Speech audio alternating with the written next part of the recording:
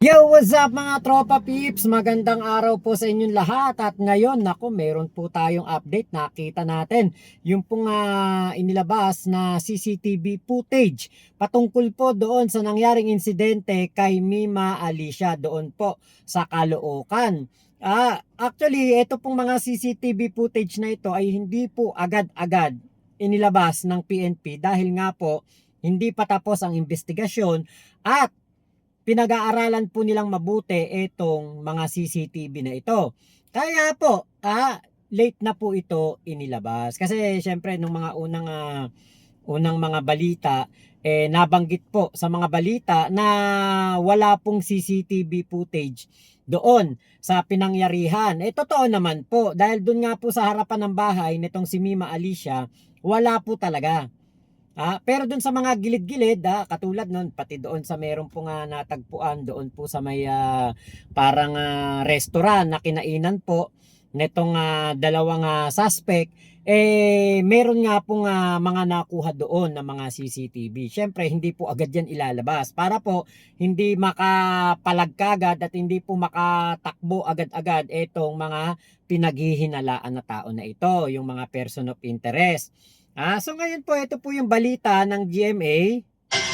Inilabas ng pulisya ang ilang tangkuhan ng CCTV sa pagpatay sa vlogger na si Mima Alicia. 8 milyong pisong utang at hindi politika ang Yung pong 8 milyong piso na utang, yun nga po yung gusto natin sana nga maitama. Kasi nga po, hindi naman po si Mima ang meron pong 8 milyong pisong utang.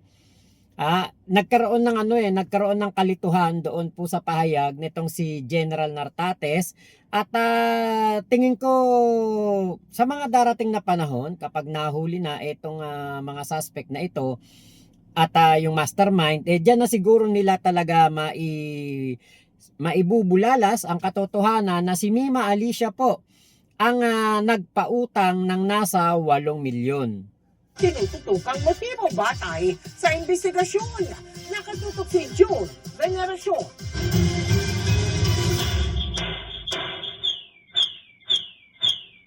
8 putok ng baril ang bumasag sa tahimikan ng isang subdivision sa Caloocan City pasado alas 3 ng madaling araw noong July 17. Pag-alis ng dalawang gunman, naiwang patay sa labas ng kanilang bahay ang pro-administration vlogger na si Mima Alicia. Sugatan naman ang kanyang live-in partner.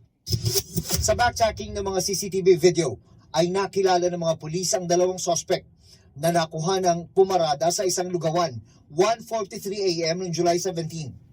1:47 AM nang mahagip ng CCTV ang mukha nila habang umu-order ng pagkain. 2:28 AM, pinapatungan na nila ng ibang kulay na damit ang kanilang mga suot. 3:11 AM naman nang puntahan nila ang bahay ni Mima Alicia. Naglakad, pagkatapos ay namaril. Isang bala sa ulo ang pumatay sa vlogger habang sugatan ang kanyang kinakasama. July 23, naaresto ang dalawang suspect sa Mabalacat, Pampanga. Kinabukasan, sumuko naman ang middleman na kumontrata umano sa kanila. Siya yung nagbibigay ng nakikipag-communicate ng information at nagpadala ng pera. Yung initial, I think, ay 250. Lumabas din sa forensic investigation na ang baril na pumatay kay Mima Alicia ay ginamit na sa 3 naunang krimen ng mga suspect na nasangkot na noon sa robbery at murder. So this case is a solved one, including the Philippine National Police. Of course, the investigators didn't stop at the shooting, but were able to solve and all unmask and or solve not less than 10 cases that they have committed in the past. Kinasuhan na ng murder at frustrated murder ang mga gunman at middleman. Lumalabas na talagang yung hitman ay talagang ito ay gun for hire. Sabi ng Northern Police District, itinuro ng sumukong middleman ang dalawang mastermind sa krimen at isa pa nilang kasabwat. Nananatiling at large ang 3, pero sinampahan na rin daw sila ng reklamo.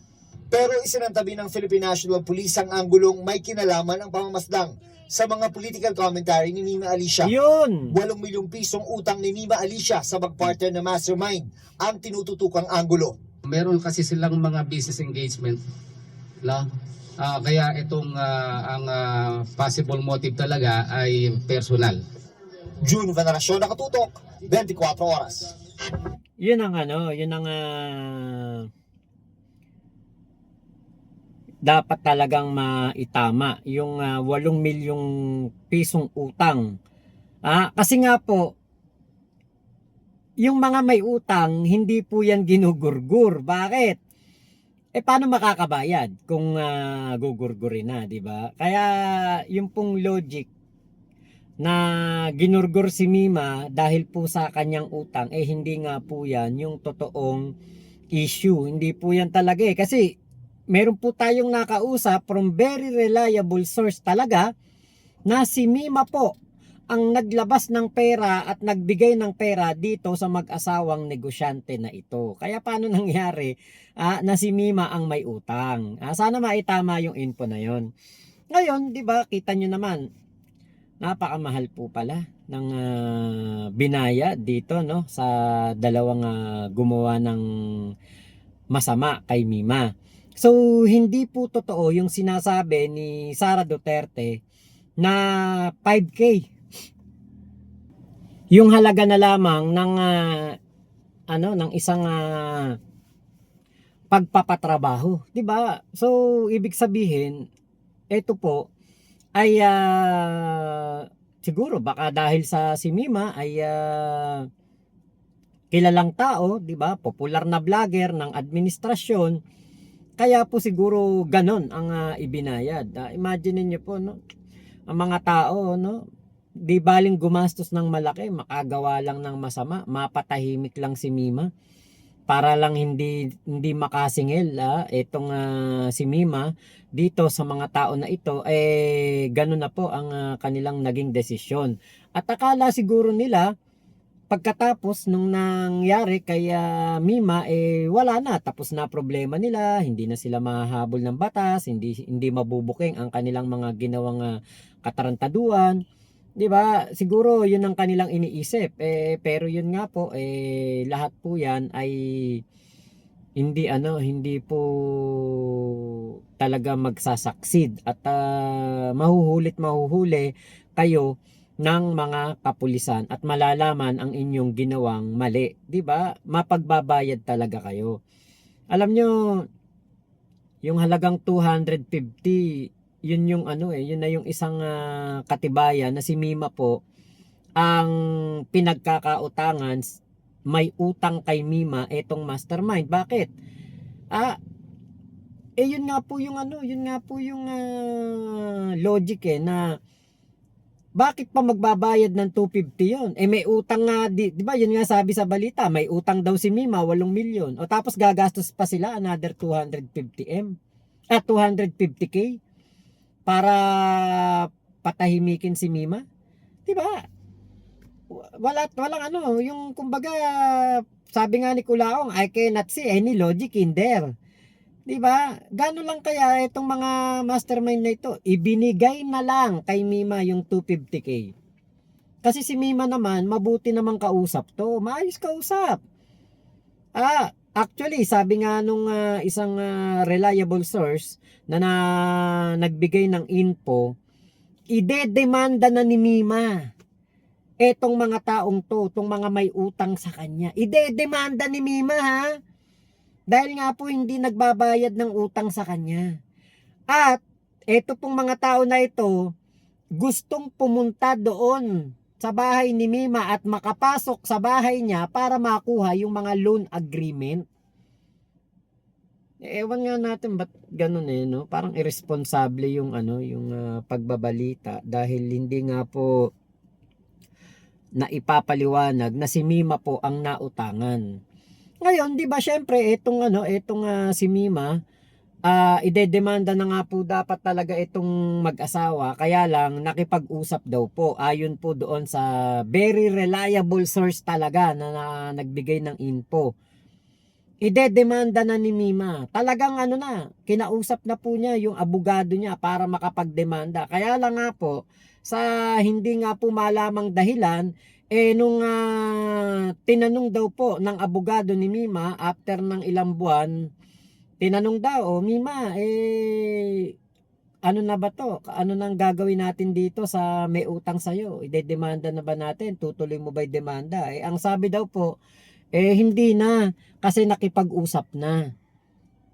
Oh. Kaya lang nga po, after pa rin ng ilang hindi pa rin nagbabayad kay Mima after ng ilang mga panahon. At yun na nga po, siguro, kaysa ibayad kay Mima yung 250k na paunang bayad, baka po mas ginusto na lang nila na ibigay ito doon sa dalawang tao kaysa ibayad kay Mima. 'Di ba? Kita nyo kung gaano po kasama ang mga isip ng mga tao na 'yan. Ang naisip nila karahasan kaysa po magbayad ng utang kay Mima na napakadaling kausap lang naman itong taon to. 'Di ba? Kung may utang silang 8 milyon, na ibigay yung 250, di kahit pa paano nakabawas-bawas sila. Si Mima hindi naman na nga magdedemanda eh. Yun nga po yung sinabi sa sa isang informant natin na malapit kay Mima, yun nga po, hindi nga po talaga na idedemanda itong mga taong ito, pero di ba ginawan pa nila ng ganyan si Mima, no? Alam niyo po, napaka galing ng PNP sa pinakita nila dito sa Task Force Mima, kasi naresolba nila tong kaso, at pati yung mga dating kaso na nagawa nitong mga taong ito, 'di ba, nabigyan linaw at nabigyan din po ng hustisya. So yung pagkakadali kay Mima nagresulta pa ng mas marami pang hustisya sa mga dati pong tinrabaho nitong dalawang tao na ito. 'Di ba? Yan ang mali nitong mga nagpatrabaho nitong mastermind. Kasi nga po, ang inisip siguro nila pagkatapos nagawin ito kay Mima, wala na, tapos na ang usapan, hindi na magkakaroon ng kung ano-anong mga investigasyon, mababaon na lang sa limot si Mima, hindi po yan totoo. Dahil nga po, si Mima ay nung pong nawala, 'di ba, ay naging special po itong kaso na ito dahil nga po sikat yung tao, kilala yung tao, 'di ba? Ito rin ang katibayan ng atin pong Pangulong Bongbong Marcos ay hindi po nakapokus lang sa pagpapaunlad ng ating bansa, pagpapaganda ng ekonomiya, pagbibigay ng maayos na tirahan sa ating mga kababayan, pagsasaayos ng EDSA. Hindi lang 'yan ang pinapriority ng ating pangulo. Yan din po ay etong pagkakaresolba ng kaso ni Mima, ito po ay nagbunsod din po sa kanyang political will at masasabi nating kamay na bakal para po ang mga gumagawa po ng masama, alam diba, natin lahat na expression ng mabigyan po ng hustisya. Mabigyan po ng hustisya ang lahat po ng Pilipinong na agrabyado. Yan po ang isa sa mga magandang ginagawa ng ating Pangulong Bongbong Marcos.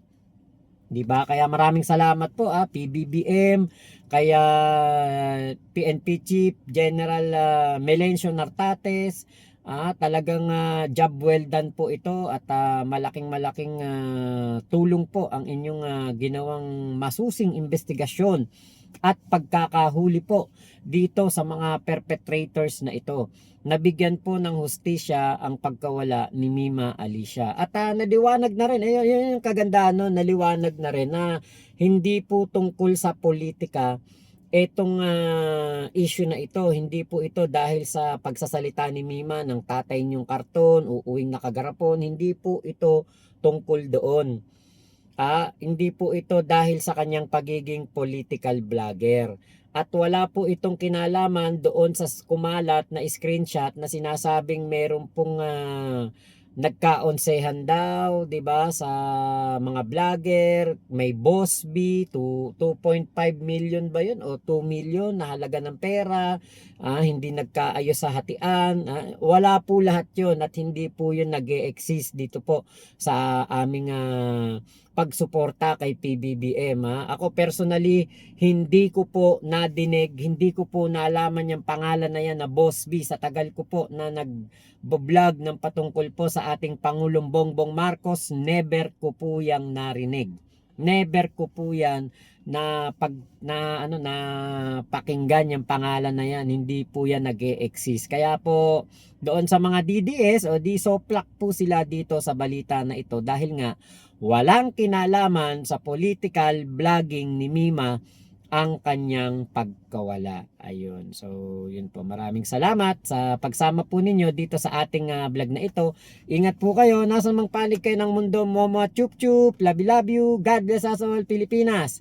God first. Salamat po Thank you po sa inyo. At naka-live po tayo pala sa sa ating dito sa ating YouTube channel patungkol po diyan sa impeachment trial ni Sara Duterte. Ayan, nood po sana kayo diyan.